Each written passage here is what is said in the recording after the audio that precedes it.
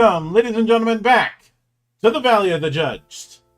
I am your one and only gaming monk, better known as Mildra, and with me is my good brother here in the temple, the man behind his tribunal and his monthly adventures with yours truly, good brother Monarch. These last few weeks, I have been learning how to bake. My newest pickup line can legitimately be, I am a Sanji cosplayer who can bake. Let's see how that works out for me. That's slightly less horrifying than a Kefka cosplayer that can bake. Though also technically true. Seriously though, those scones I made were delicious. I was proud of those things. As you should be. There's a joke I could It also means I also have in the off chance we were ever in a fight, I can replace pocket sand with pocket cocoa powder. Fair. Though that's something that would only be relevant to me. I think to everyone else it would still work as classical pocket sand, though. Probably. But we are back. We are back proper. After our brief look at equipment, which, in all honesty, we probably tackled a little bit early. I mean, we tackled it in the order that it shows up in the books, but...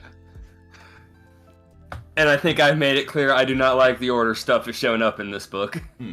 But it's how... You play the hand you're dealt, so it is what it is. Now, that being said, this time around we are going to be actually delving into the D5 system that the game has, which we've kind of danced around. We kind of hinted at it early on, but now we're going whole hog with it. Why this was chapter 3 in the book, I will never know.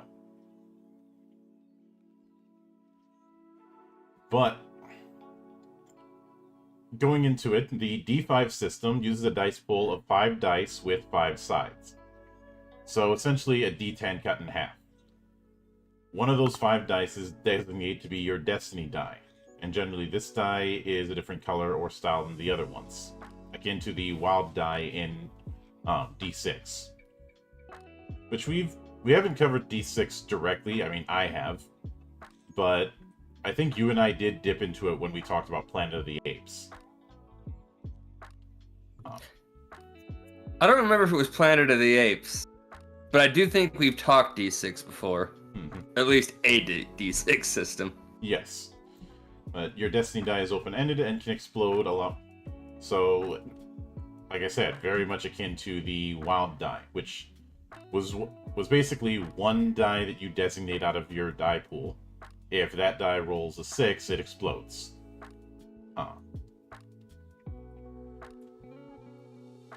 And it goes, in some cases such as weapon or spell damage, you may be asked to roll less than 5 dice in your dice pool. Whatever the case, in most situations, you should always include your destiny die in the pool, even if it's a single die roll. Building on the die pool, whenever a character is faced with a challenge, they roll 5d5 and total the number on those dice. Then, when appropriate, add your skill rank and or the appropriate attribute related to that skill. This is then compared to the target number. So pretty standard. This is a roll high setup. And it appears that you're always rolling 5d5. Calling it 5d5 is going to screw with me. I'm just going to be flat out honest there. Because that's not a common thing. Yeah. And when we did our when I did my calculation, the most common result that you would get is 15, with a percentage of 12.1%. Now, do we remember what the skill rank and attribute numbers generally looked out to be?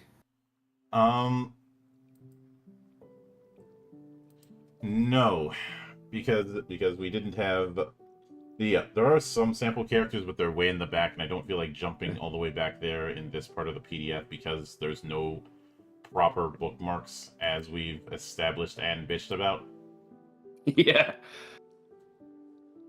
Because I think that's going to be relevant here because it's one of those things, like, the more dice you roll, the more consistently you're going to end up in that middle range of numbers. Yeah. And in this case, the I mean, middle range obvious. is 14 to 16. Yeah. So you're not going to see as much variance in your rolls as you might in some other games because of that. Mm-hmm. So what those numbers are actually going to be very relevant to this. Which is why I wish we did have what the average was when it comes to... Yeah. I think we got the average when it came to attributes, and what I'm going to do is double check so that I'm not talking out of my ass. At least not this time.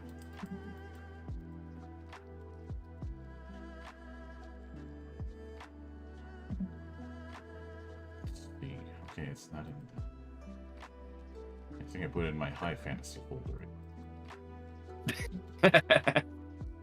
Yeah. Yes, I did. So I'm opening this up in a different window. Because I'm looking at some of the creatures real quick, and I know the numbers are probably going to be a bit different from players. Say move silently 6 means just 6, agility 9. I assume you would just add the agility itself because I don't remember there being modifiers like that. Yeah, when it comes to... So... we had the caps for attributes, for one, which the caps usually range from anywhere from 12 to 22 for different attributes, depending on the race. And let's see, when it came to skills, we didn't have anything of the sort.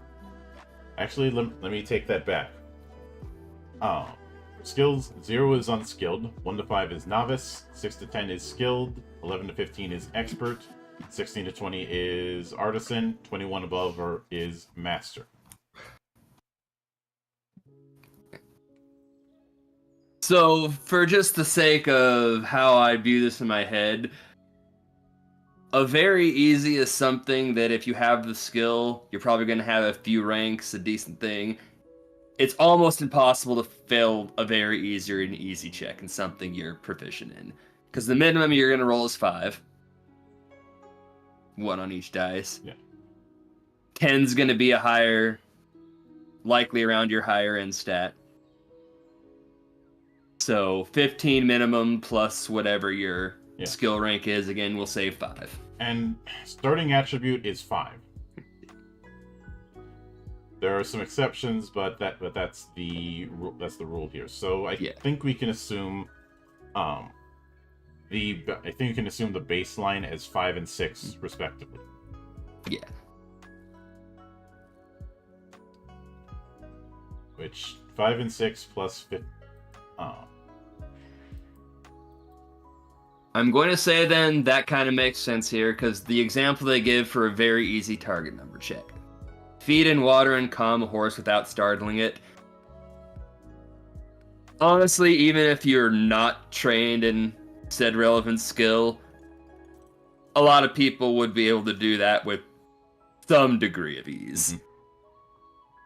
I mean, a horse, you still might fuck that up if you're not trained with horses, but all right. But since the bare minimum, the TN for very easy concerning a skill check is 20. Because I did recalculate the any dice calculation I was doing earlier, which when we add in 11, 5 plus 6. We have the most average as 26, which has a 12% chance. But since the minimum is 20,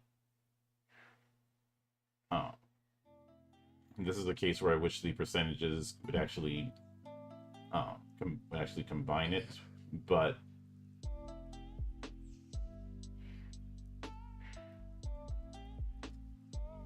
I'd say at the very least there's a minimum 12% chance, probably more. And admittedly, when you're dealing with a die pool like this, trying to calculate the odds get significantly trickier. Yeah. That's what I'm saying. Like, if you are skilled, I think you have a damn near 100% chance on very easy. Yeah. But the average TN is 20. And for something like that... Oh, 30. Oh, 30. And for 30, I think a total modifier of 11 might be a bit on the low end. And of course, I'll address the elephant in the room and the fact that this is not taking into account the X factor that is exploding dice. But then we also have a rule of 5 when it comes to equipment modifiers, and a rule of 5 when it comes to environmental modifiers.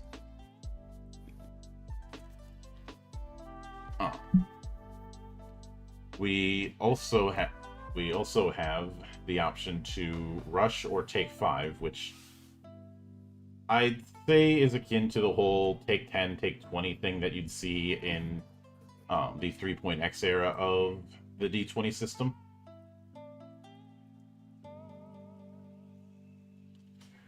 I think there's a bit of extra weight here because of the fact that everything is dependent on action points.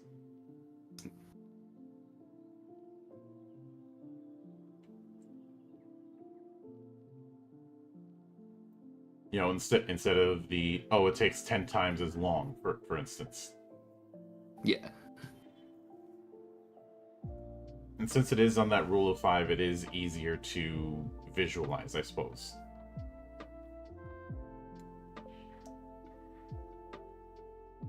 But let's see, then we have attribute and aspect challenges, self-explanatory there. Then time, which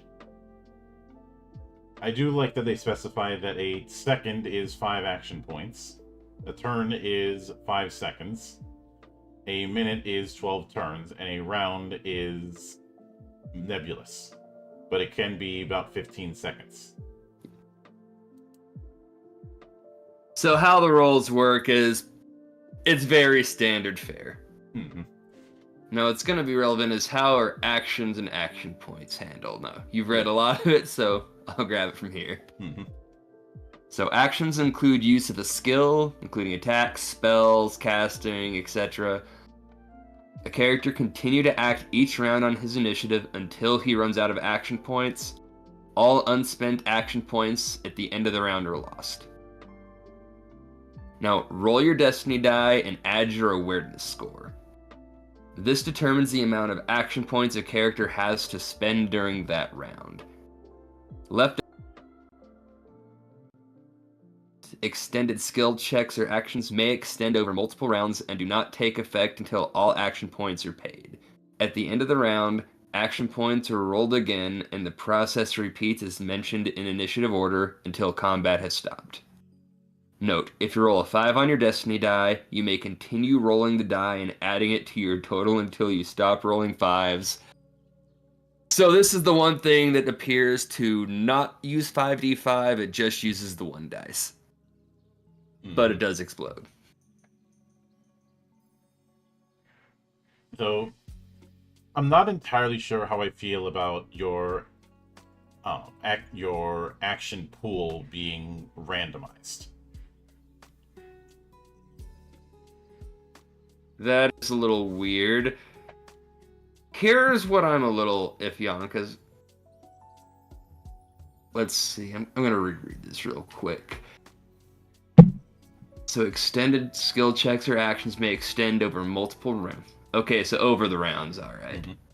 For some reason, I was thinking turns, so I was like, wait, so what? You're spending points this turn, you spend it all on your turn, and it resolves at the end of it all? It seemed like weirdly pointless if it all resolved on your turn, but okay, that makes more sense. But yeah, I don't like the random nature to how much you can do every turn. Yeah, I don't see what the point of that is. Mm-hmm. Pretty much. And for me, it's a case of I realize it's not as random as it could be, but I mean, that's still a 20% chance of getting a second die roll. But this is a different affair than say rolling for turn order, for instance. Yeah. And when I look at a lot of games that do have an action point economy, that sort of randomization isn't really a thing. I'm going to use a term that I've heard used in card games to describe a certain type of card design, and that is, it's sacky. Like, you draw the card, and just kind of having to pull that out, you throw it out, and it's just this huge swing. And generally, that's not a good thing. Obviously, it's going to vary, but I think that's kind of what rolling the 5 here feels like if you don't roll it and they do. It's like, oh, I guess I'm just fucked this turn. And it's at that odd 20% chance of it happening to where it just feels extra bad. Yeah. But I really don't like that. Like with a lot of games that I've covered that use some sort of AP system, the AP is usually set based on either stats or there's a universal AP amount that everybody has to deal with. Like you look at Pathfinder 2nd Edition, everybody's got 3 action points. Period. And you look at plenty of others, if they either have their action pool set based on their stats, or everybody's playing with the same deck. Yeah. But let's see, your movement is determined by rounding your AG to the nearest 5. Total is how many feet you can move by expending 5 action points. So your agility essentially. You can move up to the maximum of your agility times 3 in one round without the need for a check. So basically this is your movement and run option.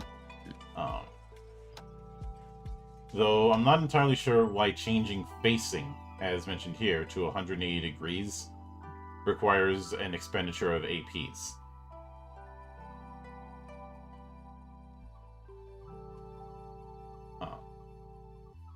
See, then we have hold, which you have to spend one AP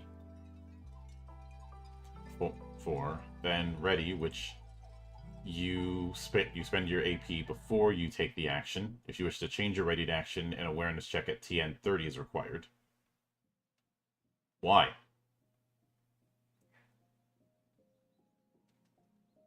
I'm immediately coming across issues with how badly this is set, like, just explained. But this might be me, so help me out here if you can. Movement. 5 action points. If you don't roll a 5, can you just not move in that turn? Well, you have to add your awareness to that D5 roll. Oh yeah, you are adding your awareness. But if you just roll low, you don't get to move? Am I wrong here? I guess. That can't be right. Can you, like, expend a portion of your points to move a portion? Like, let's just say you can move 5 squares with your agility. We'll just say that. Can you just spend 1 action point to move 1 square? Rather than having to do 5 or nothing at all?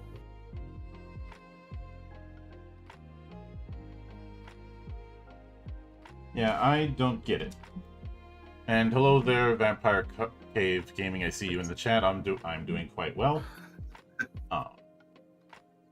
But I mean, I was doing well until I started reading this. This could be so much clearer. But because it's either I hate how it seems to work, or the way I think it's work is how it's supposed, or the way I'd like it to work is how it's supposed to work, but it's just not clear about that. But then it moves to breaking things, which each has a structural value and structural toughness. We did talk a little bit about this. This is basically the how to break stuff. And if I'm being honest, I rarely use this kind of rule because it results in unfortunate things, like your big tough barbarian not being able to break a damn door. Something I will give the system credit for, or at least, well, not the system, but more the book. I don't know if I've ever just heard it called breaking things as the actual section. It's like, that's right to the point. Yep. Let's see, then choking or drowning, which is a check at ATN of 25. Basically holding your breath. Then we get explosions, which you can make a dodge check at ATN of the damage total. Those in the outer ring can dodge at ATN of the damage that applies to the ring that they're in.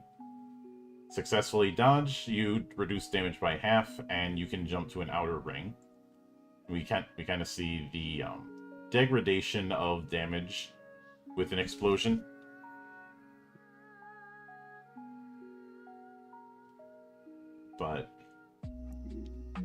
And we have falling damage. You take D5 damage for every 10 feet you fall. Self-explanatory there. If there's a fear rating with an enemy, in order to overcome it, you have to do a will check equal to that fear rating. So might plus presence plus size mod. And you can have some particularly nasty effects if you fail by a certain margin.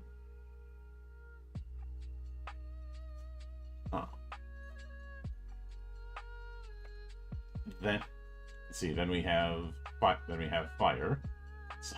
Sorry about fire. Works as fire, or how you would expect fire to work. Keeps burning, keeps hurting you. Rules for putting it out and whatnot.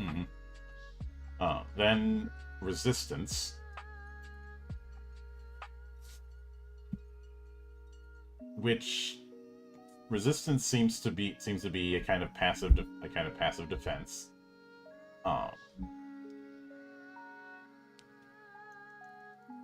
Then we have size modifiers, as mentioned before, which can determine both the modifier to the fear rating as well as natural defense, and sometimes might.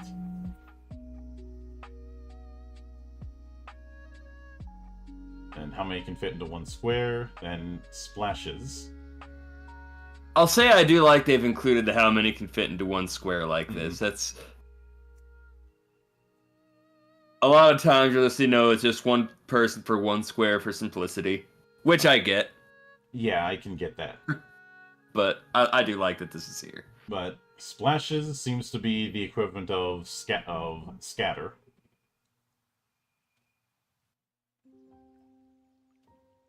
But I think this is one case where the insistence on a D5 doesn't exactly help.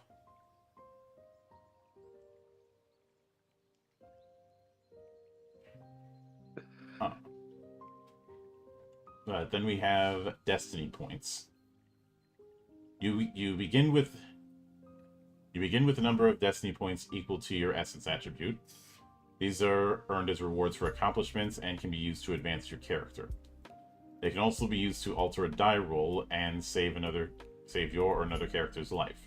For every 1 point of destiny you spend, you can alter any die roll apart from damage you deal by 1. Except for the destiny die. To alter a destiny die roll of 5, you must spend 10 points. You can use your destiny points to save or assist another character provided you're in the area. So destiny points are the extra effort, but I'm not sure how I feel about them also being used as advancement. But it's just that's those two things I prefer having separate. I'm trying to think of some kind of rationalization for why you would do this. And I've got nothing. But then we get into advancement. Which you as mentioned, you're being awarded destiny points from the GM to increase attributes, skill ranks, and so on. And depending on how many goals were achieved, both as a party or individually, that determines how many points are granted. And then how much it costs. So attributes, next rank times 10, skills, next rank times 5, getting a new skill costs 10 points. Spell circle ranks for outer, 10 times the next rank. New discipline for outer, 20.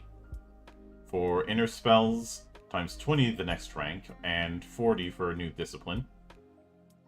For core, 30 times next rank, and for circle, 60. For aspects, 1 times just the next rank period. And for distinctions, 5 times the original cost with GM approval. When it comes to the spell circle ones, I want to put a pin on that for when we get to spells. Because I want agreed. Oh, saying agreed, but we're kind of had a pin in a few things so far, just because we had no idea really what this D5 system was. Mm-hmm. Now that we've actually had a chance to see how this plays out, I'm starting to feel like some things in this game were put here more as a way as kind of a gimmick to distinguish it from other stuff, without any real idea for what that gimmick was actually going to do. Like, I still don't really get why you'd really want to do 5d5 over another method outside of just being a dice goblin, which that part I get. I like rolling a lot of dice. We've got this weird split of advancement or extra effort. You gotta make the choice between which one you want to use the points for. Mm-hmm. With no real rationale I can think of. Yeah. Now, That's going with kind of how I see this game as a whole right now. Going with D5s, I can somewhat understand the rationality because there is a rule of 5 pattern with a lot of the system. But the problem is, since there's no such thing as D5 dice in the real world, and most people aren't going to want to rejigger their D10s to look like that. Most of them can't. My mindset is why not go with a 2 or 3D10 system. Now I realize 3D10 would have a higher threshold than the 25 here, but I don't see what's stopping someone from doing like a 3D10 where you have 2 normal die and 1 destiny die. Like, the biggest reason I can think of is the higher number of dice, as I mentioned before, a lot more often it's going to equalize toward the middle. because that's just how the statistics are going to work. So your rolls are going to be a lot less swingy than, say, a D20, or even if we want something closer to what the totals would be, say, 3D8. And 3D10 That's all I really has a little bit wider of a average. Yeah. In that case, doing the 3D10 plus a modifier of 11, the average we have is between 26 and 30. But when I say a wider, that each of them is like 6 or 7% apiece.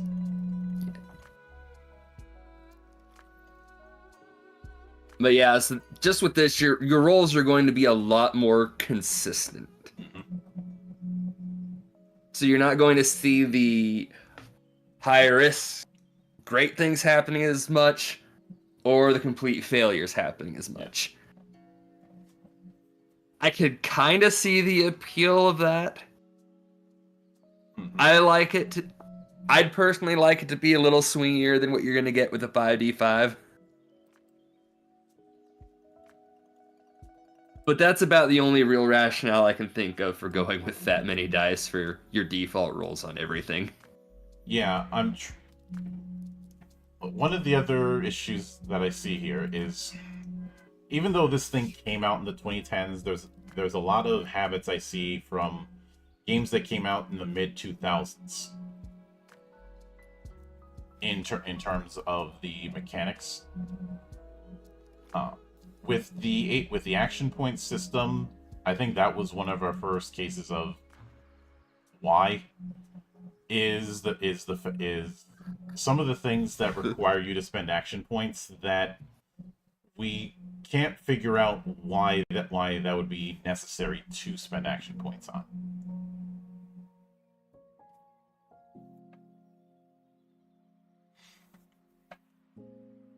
Especially with drink a pint in 1 second. I just looked at the point cost and round this. So you can spend 5 action points in that first turn and drink a pint. You could roll low enough, you could not drink a pint in a single turn. And So 5 seconds. Can you think of anybody who... Do you know how large a pint is? Yeah. Yeah. Can you think of anybody who could drink a bottle of juice in 1 second? Yeah, this is more. I was thinking that in reverse from what I said out loud, but you could roll high enough to just down a pint in a second. Now I don't know why you'd actually do that, or why you'd have them roll in a situation. But yeah, I just think these action point costs seem a little weird in relation to the time. Less weird if you were to just abstract that more, but... And something to keep in mind, since awareness is one of the big things that determines how your action pool. Let me... Oh yeah, so if your average is 5... Okay, you're not going to end up with less than 6 action points. So awareness, just as a reminder, awareness is your agility plus your intellect plus your essence. So Okay, so we're dealing with more action points than I was originally thinking.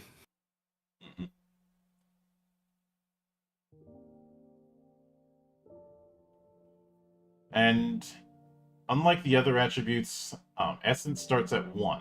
So you would at the very least have, it's assumed at bare minimum, you would have 11 awareness. So that'd be enough for 2 primary kinds of actions on this rule of 5 approach. However... You know, now I think we might be at an almost opposite problem of what I was thinking the action points were. And is it really going to matter if you roll that 1 through 4 for that die? Is it going to make that noticeable of a difference? Yeah, pretty much. Especially since I think one of the other problems that I'm having here is assume. Are we to assume that one? Hang on, let me check that whole how many can fit into a square thing, because if it's using a 5-foot square rule, then that's going to create another problem. I don't know if it's specified that. No, it didn't. And So it's just using square for how many you could fit in that space rather than a specific size. which problem with that is so many other things are using specific sizes. So we have a mix of best of both worlds kind of thing.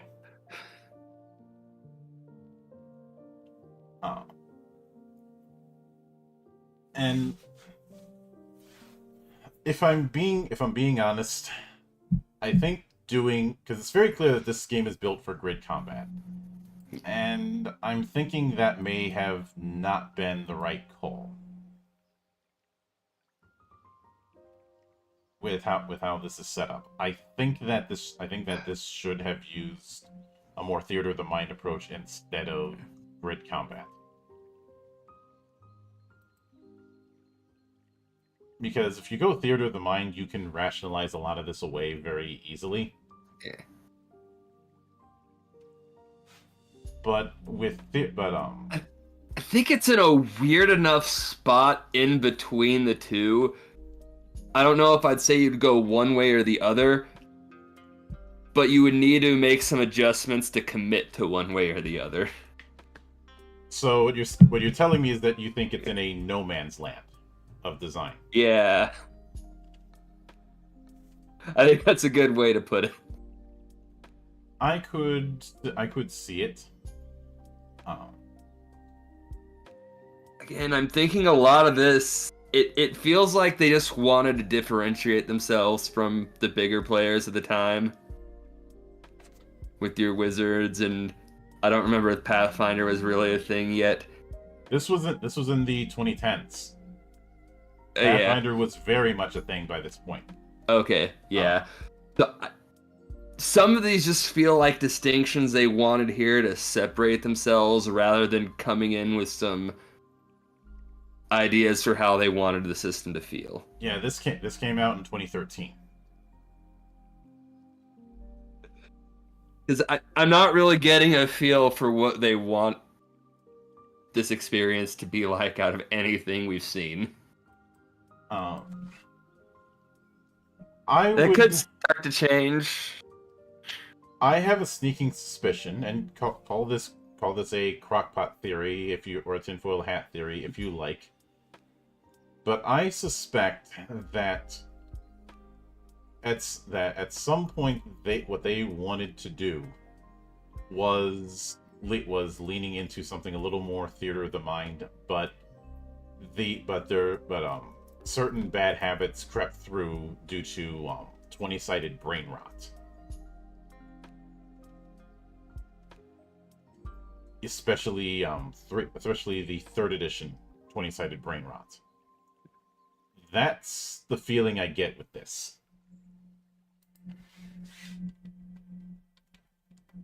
Not essentially that they had fallen on some old habits. I'm really of the opinion that instead of waffling between whether it's trying to do grid combat or the like, or do this quasi-tactical in the name of roleplay, because so many people had the idea of 4E living rent-free in their damn head. I think they should have just dropped the pretense and gone straight for theater of the mind. So I think when you try to apply some sort of physics or time system to this setup, I think it creates more problems than it solves.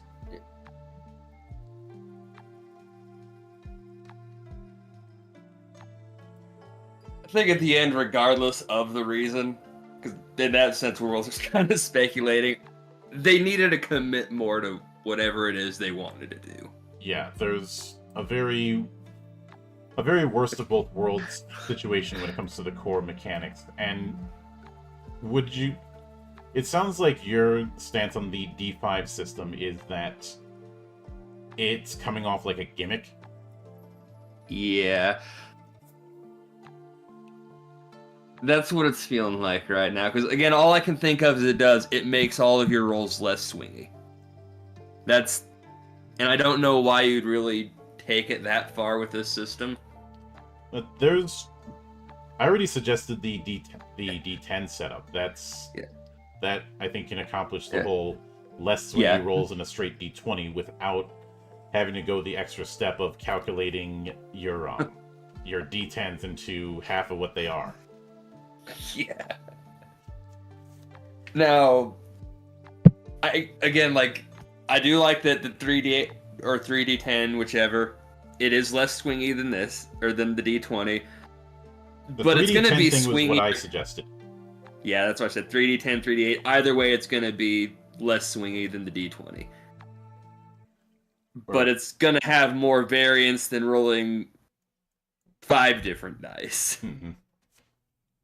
So I think that'd have been a much better ground than 5D5. Yeah. And I don't like having to think about multiple numbers as one number, as you have to do here, unless everyone gets a bunch of sets of gimmick 5-sided dice.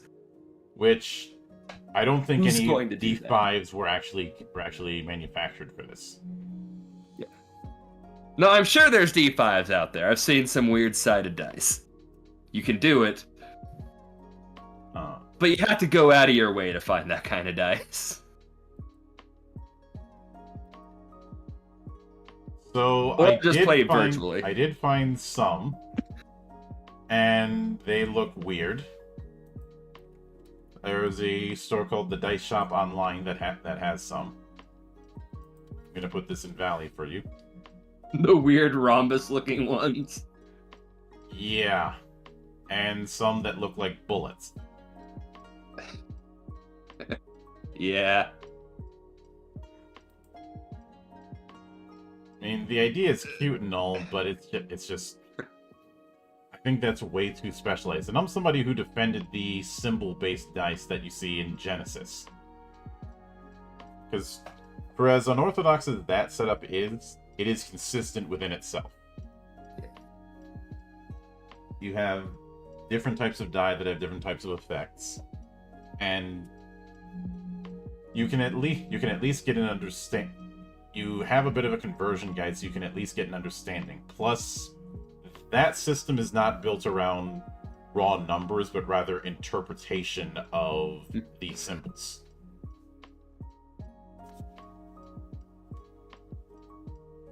So you're not exactly playing the same game. Yeah. But even though the D5 system thing is on the cover, I really feel like it ends up creating more problems. That, and as I mentioned last week, so much of the design I'm seeing out of this, I could have swore this came out in 2007. That's the vibe I get.